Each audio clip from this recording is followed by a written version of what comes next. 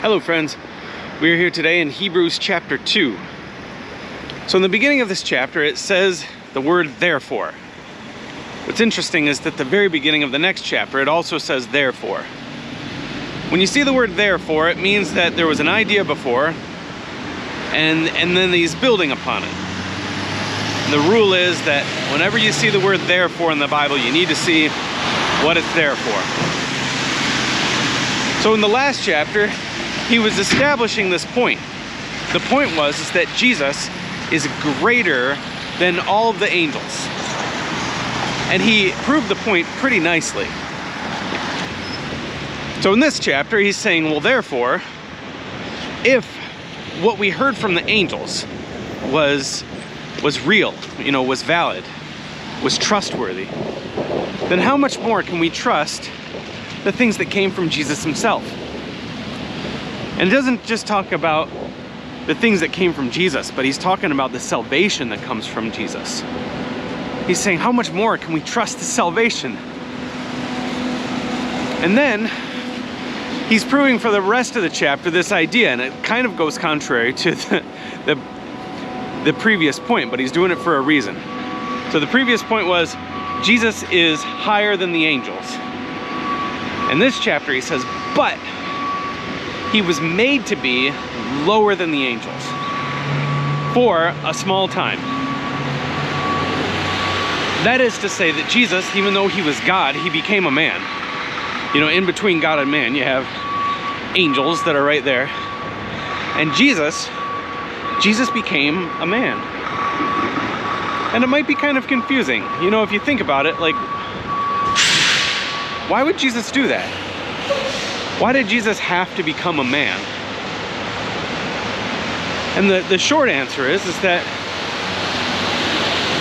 the wages of sin is death. And not just any death. It needed to be a death from somebody in a position that could forgive. So Jesus, because he is God, can forgive our sins.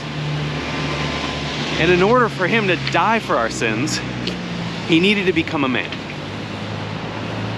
So for a little while, Jesus became lower than the angels for a couple reasons. And that's the major one. He needed to die for our sins. In order to die, he needed to be mortal.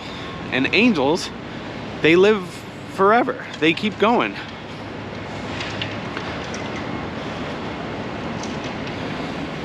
But there's more to it than that. We go through sin, and Jesus was tempted by sin. He understands it. He knows what we've been through. It kind of makes me think of my kids. How sometimes when they're sad, I've got a little daughter right now. She's about 1.5. And when she gets real sad, I can get down on my stomach and I can look her right in the eye and I can say it's okay. And that always makes her happy. Whenever I get down on her level and smile at her and give her a hug, that is a sign to her that I love her. She can identify with me and I can identify with her. And I feel like that's what God does with us when he becomes man. He experiences what we experience because he loves us. But he also did it so that he can show us the proper way to live. And it says, there's something else that's interesting in this chapter. It says that Jesus did it so that he could basically conquer death and the one who is in charge of death. And it says, namely, Satan. So Jesus became man so that he can destroy Satan and the power of Satan. So that's pretty cool. Anyways, that is Hebrews chapter 2. Have a great day.